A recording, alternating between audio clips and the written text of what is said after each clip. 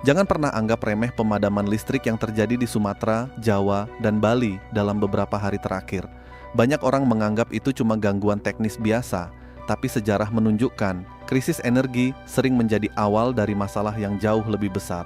Pertanyaannya, bagaimana negara yang kaya sumber daya energi masih bisa menghadapi gangguan pasokan? Gua nggak mau berspekulasi. Yang lebih penting, ancaman blackout belum benar-benar hilang. Pola krisis energi mulai terlihat dan gangguan seperti ini bisa terjadi lagi tanpa banyak peringatan. Karena itu, di video ini gue akan bahas 5 cara bertahan selama 72 jam pertama saat blackout terjadi dan pasokan air mulai terganggu. Kalau ada satu kesalahan yang sering dilakukan masyarakat saat menghadapi blackout, itu adalah menunggu terlalu lama untuk bertindak. Banyak orang berpikir, paling nanti juga nyala lagi. Pada beberapa jam pertama mungkin memang benar. Tetapi ketika gangguan berlangsung lebih lama, situasinya mulai berubah. Persediaan baterai menipis, air cadangan mulai berkurang, informasi menjadi simpang siur, dan di saat itulah kepanikan mulai muncul. Karena itu, cara bertahan yang pertama sebenarnya bukan soal barang atau peralatan, melainkan soal pola pikir, tetap tenang. Kedengarannya sederhana, tetapi justru inilah aset paling berharga saat krisis. Orang yang panik biasanya membuat keputusan buruk. Mereka membeli secara berlebihan, mempercayai rumor, dan menghabiskan sumber daya tanpa perhitungan. Sebaliknya, orang yang tenang mampu berpikir jernih, menghitung kebutuhan, dan mengambil keputusan yang lebih rasional. Cara bertahan yang kedua adalah memastikan ketersediaan air bersih. Ini adalah hal yang sering diremehkan karena selama ini air selalu tersedia hanya dengan memutar keran.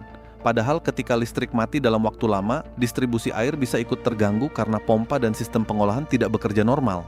Banyak orang fokus pada makanan, tetapi lupa bahwa tubuh manusia jauh lebih cepat terdampak oleh kekurangan air dibanding kekurangan makanan. Air minum harus menjadi prioritas utama, dan bukan hanya untuk diminum, tetapi juga untuk kebutuhan sanitasi. Karena ketika kebersihan mulai terganggu, masalah kesehatan biasanya datang tidak lama kemudian. Cara bertahan yang ketiga adalah mengurangi ketergantungan terhadap perangkat elektronik.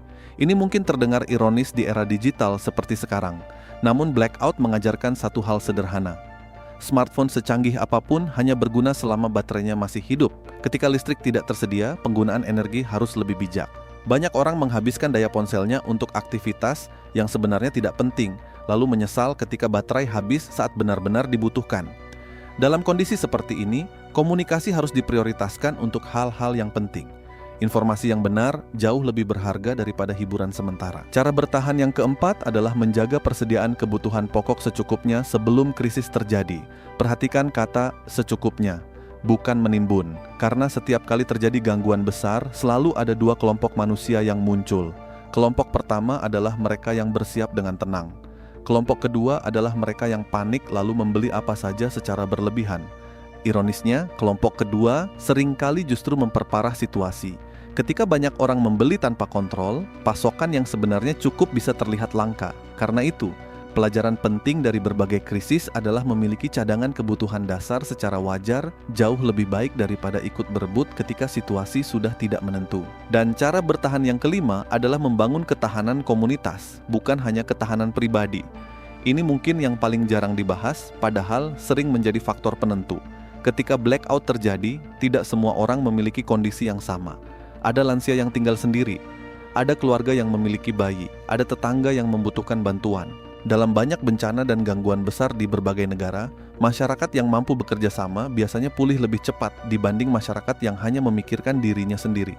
Ketahanan bukan sekadar tentang apa yang kita miliki. Ketahanan juga tentang siapa yang ada di sekitar kita. Yang menarik, 5 cara bertahan ini sebenarnya bukan sesuatu yang rumit, tidak membutuhkan teknologi canggih, tidak membutuhkan biaya besar. Justru semuanya kembali pada prinsip dasar yang selama ini sering terlupakan karena kehidupan terlalu nyaman. Kita terlalu percaya bahwa sistem akan selalu bekerja sempurna.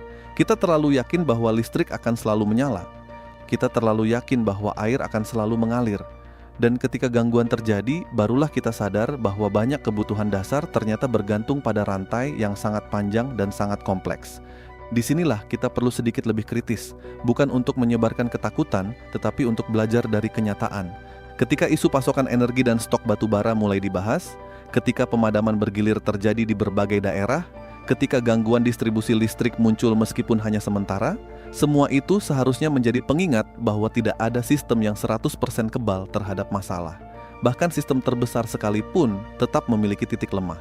Pertanyaannya bukan apakah gangguan bisa terjadi. Pertanyaannya adalah apakah kita siap ketika gangguan itu datang. Pada akhirnya, pelajaran terbesar dari pemadaman yang terjadi di Sumatera, Jawa, Bali, hingga Madura bukanlah sekadar soal lampu yang mati selama beberapa waktu. Peristiwa ini menunjukkan kepada kita betapa banyak aspek kehidupan modern yang bergantung pada satu sistem yang sama. Ketika listrik terganggu, bukan hanya penerangan yang hilang, tetapi juga komunikasi, aktivitas ekonomi, distribusi air bersih, hingga berbagai layanan yang selama ini kita anggap akan selalu tersedia.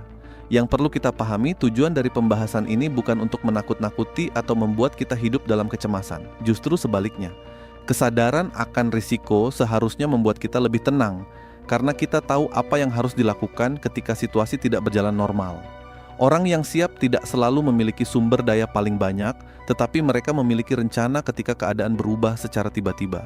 Dan jika melihat berbagai gangguan yang mulai muncul di sektor energi dalam beberapa waktu terakhir, ancaman blackout bukan sesuatu yang bisa langsung kita abaikan. Tidak ada yang tahu kapan gangguan berikutnya akan terjadi, seberapa besar dampaknya, atau berapa lama berlangsung. Karena itu, mempersiapkan diri untuk menghadapi 72 jam pertama bukanlah tindakan berlebihan, melainkan langkah yang masuk akal. Semoga kita tidak pernah menghadapi skenario terburuk, tetapi jika itu terjadi, setidaknya kita sudah lebih siap daripada sebelumnya. Masalahnya, sebagian besar dari kita hidup dengan asumsi bahwa listrik akan selalu tersedia. Kita membangun rutinitas harian di atas asumsi itu. Kita bekerja dengan listrik, kita memasak dengan listrik, kita menyimpan makanan dengan listrik. Bahkan distribusi air yang masuk ke rumah-rumah banyak bergantung pada listrik. Jadi ketika blackout terjadi, yang hilang bukan hanya cahaya. Yang hilang adalah sebagian besar fondasi yang menopang kehidupan sehari-hari. Dan justru karena itulah peristiwa beberapa hari terakhir seharusnya tidak hanya menjadi berita yang lewat begitu saja. Ini adalah pelajaran yang perlu diingat. Karena sejarah menunjukkan bahwa krisis kecil seringkali menjadi latihan untuk menghadapi masalah yang lebih besar. Blackout bukan sekadar cerita tentang lampu yang mati. Blackout adalah ujian kecil yang memperlihatkan seberapa besar ketergantungan kita terhadap sistem modern. Dan peristiwa yang baru saja terjadi menunjukkan bahwa ancaman terbesar seringkali bukan kegelapan itu sendiri, melainkan rasa aman palsu yang membuat kita tidak pernah bersiap. 2 hari pemadaman mungkin terasa singkat, tetapi 2 hari itu cukup untuk mengingatkan bahwa kenyamanan tidak boleh membuat kita lengah. Semoga kejadian ini menjadi pelajaran yang benar-benar kita ingat. Bukan untuk hidup dalam ketakutan, tetapi untuk hidup dengan kesadaran yang lebih baik. Karena orang yang siap tidak berarti pesimis. Orang yang siap justru lebih tenang ketika masalah datang. Jadi, mulai hari ini, mungkin saatnya kita berhenti menganggap listrik dan air sebagai sesuatu yang pasti. Hargai keduanya selagi masih tersedia, dan siapkan diri secukupnya untuk kemungkinan yang tidak kita harapkan. Jika kalian merasa pembahasan ini bermanfaat, jangan lupa like, share ke keluarga dan teman-teman, dan subscribe agar kita bisa terus belajar menghadapi berbagai tantangan di masa depan dengan kepala dingin, pikiran kritis, dan persiapan yang matang.